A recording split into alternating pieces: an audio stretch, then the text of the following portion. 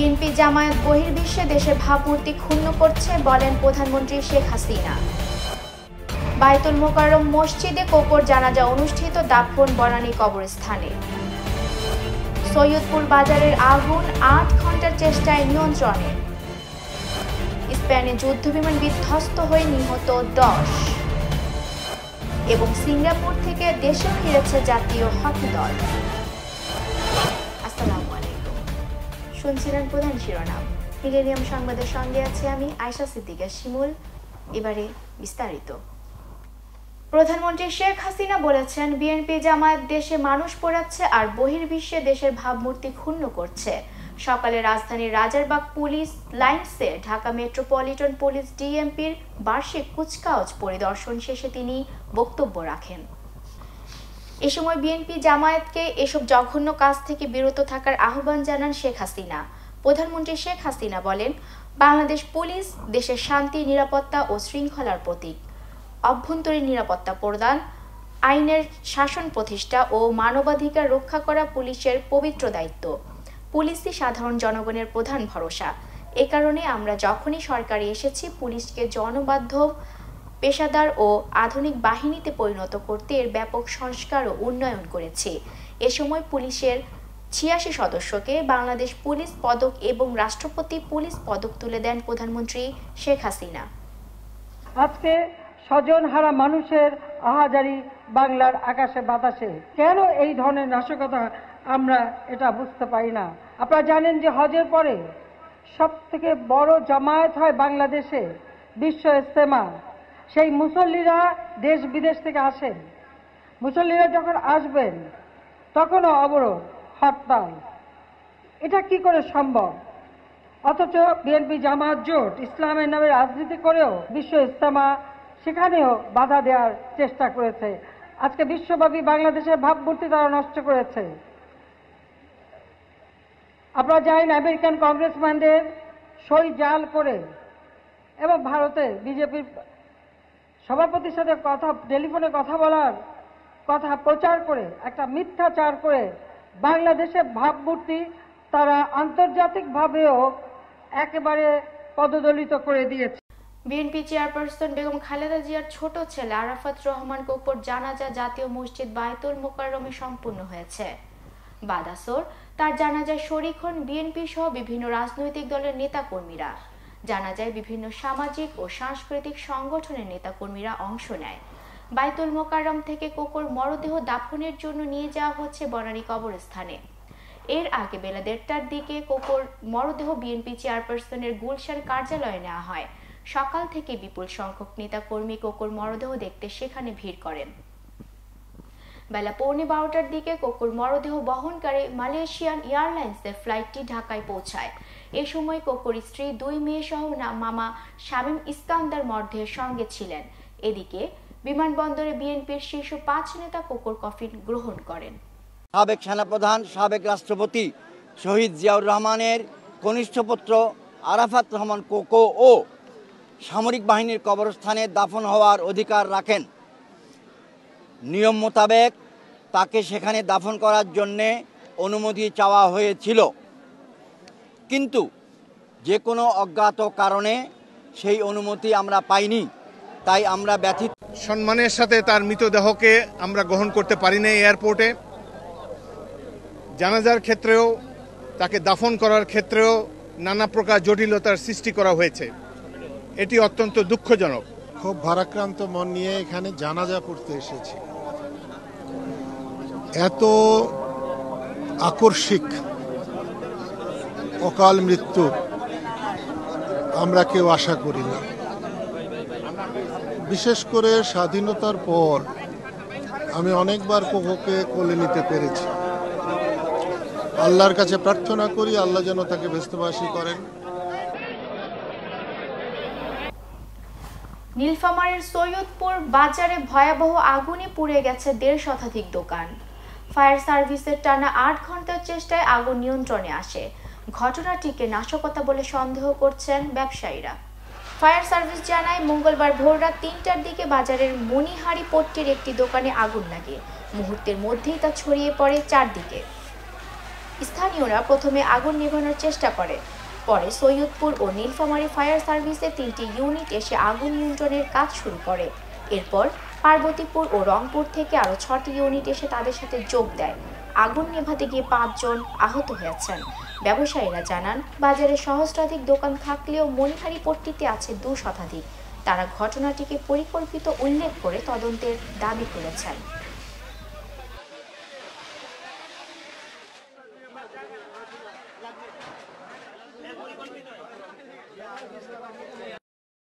সুষ্ঠু তদন্ত হওয়া উচিত, কারণ এটা পরিকল্পিত আমাকে মনে হচ্ছে।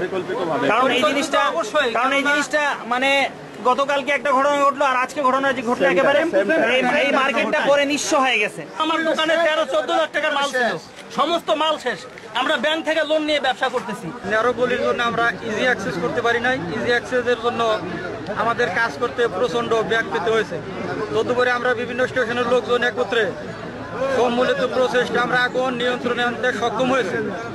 আগুন কি কারণে লেগেছে আমরা তদন্ত সবাইকে সেটা বলতে পারি। জানুয়ারি মাস শেষ হতে বাকি আর মাত্র কদিন, তারপরে শুরু হবে বাঙালির প্রাণের উৎসব অমর 21শে গ্রন্থমেলা। এই মেলাকে ঘিরে অন্য সবার মতে ব্যস্ত সময় পার করছেন প্রচ্ছদ শিল্পীরা। এবার লেখার সঙ্গে সঙ্গতি রেখে প্রচ্ছদে একটু পরিবর্তন আনা হয়েছে বলে জানান শিল্পীরা। বাংলাদেশে দ্রুত অগ্রসর হয়েছে এই শিল্প, তবে মানসম্পন্ন লেখার দিকে নজর দিতে প্রকাশকদের প্রতি পরামর্শ প্রচ্ছদ শিল্পীদের। আর প্রচ্ছদ শিল্পী মাসুক হেলাল বলেন, 80 দশকে আমরা দেখেছি আমাদের এখানকার লেখকরা বা কলকাতায় গিয়ে পূর্ণেন্দু পত্রী, সত্যজিৎ রায় এদের কাছ থেকে বইয়ের কাভার করিয়ে আনতেন, কিন্তু এখন বিষয়টি ভিন্ন। লেখাই যা আছে তাই নিয়ে আসার চেষ্টা করি।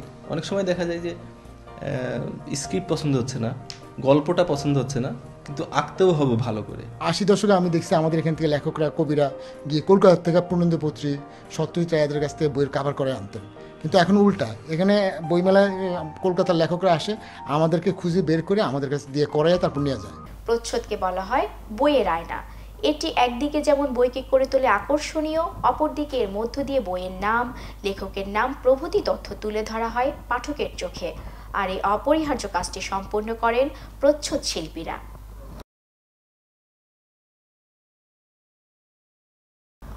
ময়মনসিংহকে দেশের 8ম বিভাগ করার সিদ্ধান্তে আনন্দে উচ্ছ্বসিত ময়মনসিংহ অঞ্চলের মানুষ। প্রধানমন্ত্রীকে অভিনন্দন জানিয়ে চলছে আনন্দ মিছিল, শোভাযাত্রা। বিভাগ ঘোষণায় আওয়ামী লীগের সাথে দারুণ খুশি বিএনপি নেতারাও। আর দ্রুত বিচারের কার্যক্রম শুরুর দাবি জানিয়েছে দীর্ঘদিন ধরে আন্দোলন চালিয়ে যাওয়া জেলা নাগরিক আন্দোলনের নেতারা। ঢাকা বিভাগকে ভেঙে বৃহত্তর ময়মনসিংহের সমন্বয়ে ময়মনসিংহ বিভাগ করার সিদ্ধান্তে আনন্দের জোয়ারে ভাসছে ইতিহাস ঐতিহ্যের প্রাচীনতম এই জনপদ। গত রোববার প্রধানমন্ত্রীর আনুষ্ঠানিক ঘোষণা এবং সোমবারের মন্ত্রিসভার বৈঠকে ময়মনসিংহ বিভাগ করার সিদ্ধান্ত গ্রহণ করায় উচ্ছ্বসিত ময়মনসিংহবাসী। ময়মনসিংহ বিভাগ হওয়ায় এই অঞ্চলের মানুষের ভোগান্তি কমার পাশাপাশি ঢাকার উপর চাপ কমবে বলে মনে করছেন তারা। এই বিভাগ হতে অনেক অফিস আদালত যেগুলি ঢাকা যাইতে হয় ওই অফিসগুলি এখানে আসবে এবং আমাদের প্রশাসনিক সকল কাজকর্ম ময়মনসিংহ হবে। আমরা যারা চাকরি করি তারা বিভিন্ন কাজে, বিভাগীয় কাজে ঢাকা যেতে হয়, এখন আর ঢাকা যেতে হবে না। সরকারের কাছে আমরা এটাই মানে দাবি জানাচ্ছি, এটা খুব দ্রুত কার্যকর যাতে হয়। বাংলাদেশ আওয়ামী লীগের সভানেত্রী এবং বাংলাদেশের প্রধানমন্ত্রীকে আমরা প্রাণঢালা অভিনন্দন জানাই ময়মনসিংহকে বিভাগ করার জন্য। এটা আওয়ামী লীগের জন্য বললাম তো, আওয়ামী লীগের জন্য একটা গৌরব। কে করেছে, কোন সরকার করেছে এটা বড় কথা না, বড় কথাটা হলো আমরা ময়মনসিংহ বিভাগ পেয়েছি। আমি সরকারকে ধন্যবাদ জানাই যে তারা আজকে বিভাগ ডিক্লেয়ার করছেন। ময়মনসিংহ বিভাগের বাস্তবায়ন দেখতে চাই এবং সেই দিন এবং ক্ষণটির জন্য আমরা অধীর আগ্রহে অপেক্ষা করছি। দাবি যদি যৌক্তিক হয়, সফলতা একদিন আসেই সর্বক্ষেত্রে। সংবাদের এ পর্যায়ে নিচ্ছে ছোট্ট একটি বিরতি, সঙ্গেই থাকুন।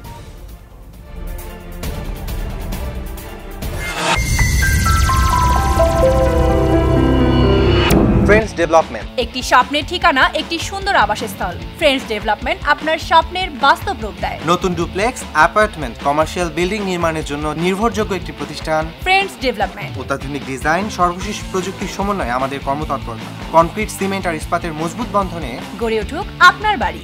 রোদ বৃষ্টি সহ সকল বৈরিতার বিরুদ্ধে করি সঠিক ট্রিটমেন্ট। আপনার শহরের প্রাইম লোকেশনে রয়েছে আমাদের অ্যাপার্টমেন্ট। আপনার কষ্টার্জিত টাকা এবং আমাদের নির্ভেজাল শ্রমে নির্মিত হোক আপনার স্বপ্নের বাড়িটি। আপনার জীবন হোক সুন্দর এবং আনন্দময়। আমাদের ঠিকানা Friends Development 211 East 43 Street Suite B 507 New York NY 10017।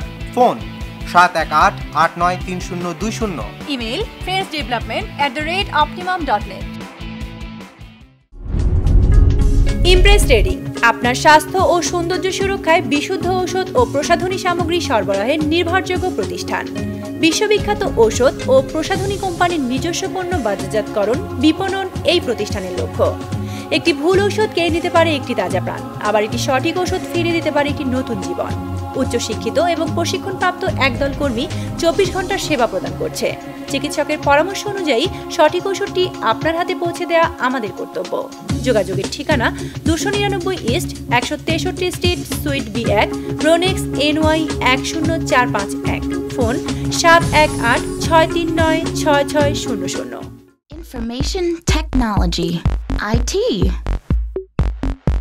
IT is wow. It's stuff your parents haven't even thought of yet. IT is moving, it's mixing, sharing, and more. IT is solving problem, thinking, and processing. IT is making money, saving lives, changing the world. It's a living, it's a life. IT is in your pocket, it's at your fingertips. It's here, there, and everywhere. IT is on CSI, in business, in the lab, it's in the hospital, on the radio, in the movies. Welcome to Concord IT Development, Total IT Solution. Our services: web development, dynamic web solution, application development, domain registration, web hosting, network solution. We are available on 37-47 73rd Street, Newark, USA. Concord IT Development, Total IT Solution. Nirab restaurant and sweet meats. আমরা বাংলাদেশি সহ south Asian সকল রকমের খাবার পরিবেশন করে থাকি। মনোমুগ্ধকর প্রশস্ত পরিবেশে সুস্বাদু খাবারের আনন্দ উপভোগ করার জন্য সপরিবারে আসুন। বিয়ে, গায়ে হলুদ, জন্মদিন, সুইট 16 সহ বিভিন্ন সামাজিক অনুষ্ঠানে ক্যাটারিং করে থাকি। ব্রঙ্কস শুধু চিড়িয়াখানার জন্যই বিখ্যাত নয়, ব্রঙ্কসে রয়েছে আপনার আমার সকলের পরিচিত Nirob restaurant and sweet meats. Nirob restaurant and sweet meats, 2109 Sterling Avenue, Bronx, New York 10462। Welcome to Apple Auto Body Repair, proudly providing expert auto repair and maintenance services to customers from the 5 boroughs of New York City. Our certified technicians are here to provide you with the highest level of automotive service. We also take the time to explain every job. You can be rest assured that our technicians have been trained to repair your vehicle, no matter what the age and what the model. The first time and always use the right part for your car. We are a full service shop and can handle both your car's basic requirements and ultimate performance needs.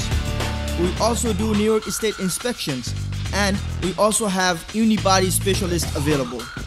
From batteries to brakes to tune-ups to all general repairs and auto body repairs, come to Apple Auto Body today. We are located on 6115 32nd Avenue, Woodside, New York 11377. আবারও স্বাগত millennium সংবাদে। দীর্ঘদিন পর সাবেক অর্থমন্ত্রী Shah AMS Kibria হত্যাকাণ্ডের বিচার প্রক্রিয়া শুরু হওয়ায় দোষীদের শাস্তির ব্যাপারে আশাবাদ ব্যক্ত করেছেন বাদীপক্ষের আইনজীবী অ্যাডভোকেট আলমগীর ভূঁইয়া বাবুল সহ নিহতের স্বজনরা। তবে মামলাটি দ্রুত বিচার ট্রাইব্যুনালে হস্তান্তরের দাবি জানিয়েছেন তারা। 2005 সালের 27 জানুয়ারি হবিগঞ্জ সদর উপজেলার বৈদ্যের বাজারে আওয়ামী লীগের এক জনসভায় দুর্বৃত্তদের হামলায় নিহত হন সাবেক অর্থমন্ত্রী শাহ MS কিবরিয়া। আহত হন অন্তত 70 জন। রাজনৈতিক কারণে এই হত্যাকাণ্ডের বিচার অনেকদিন আটকে থাকে। নতুন করে বিচার কাজ শুরু হওয়ায় কিছুটা আশার আলো দেখছেন নিহতের পরিবারের সদস্যরা। কিবরিয়া হত্যা মামলাটি একটি স্পর্শকাতর চাঞ্চল্যকর মামলা এবং আন্তর্জাতিকভাবে পর্যবেক্ষণ করা হচ্ছে। সেক্ষেত্রে এই মামলাটি জননেত্রী শেখ হাসিনা নেতৃত্বে সরকারের আমলেই কিবরিয়া নৃশংস হত্যাকাণ্ডের বিচারের রায় দেশবাসী দেখতে পাবে। এবার মিলেনিয়াম আন্তর্জাতিক সংবাদ।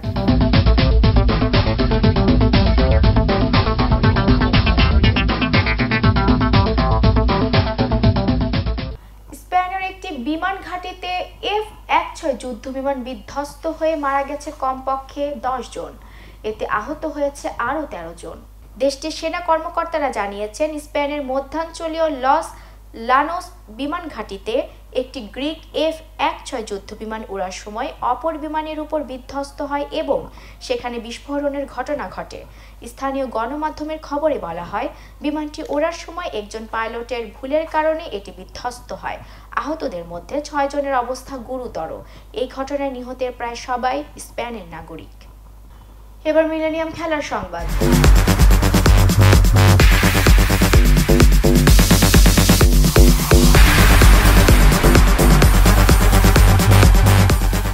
সিঙ্গাপুরে ওয়ার্ল্ড হকি লিগের রাউন্ড 2-তে অংশগ্রহণ শেষে সোমবার রাতে দেশে ফিরেছে বাংলাদেশ জাতীয় হকি দল। টুর্নামেন্টে 6ষ্ঠ স্থান অধিকার করে তারা। টুর্নামেন্টের কোয়ার্টার ফাইনালে ওমানের কাছে হারার ফলেই দলের এই বিপর্যয় হয়েছে বলে মনে করেন কৃষ্ণা চয়নরা।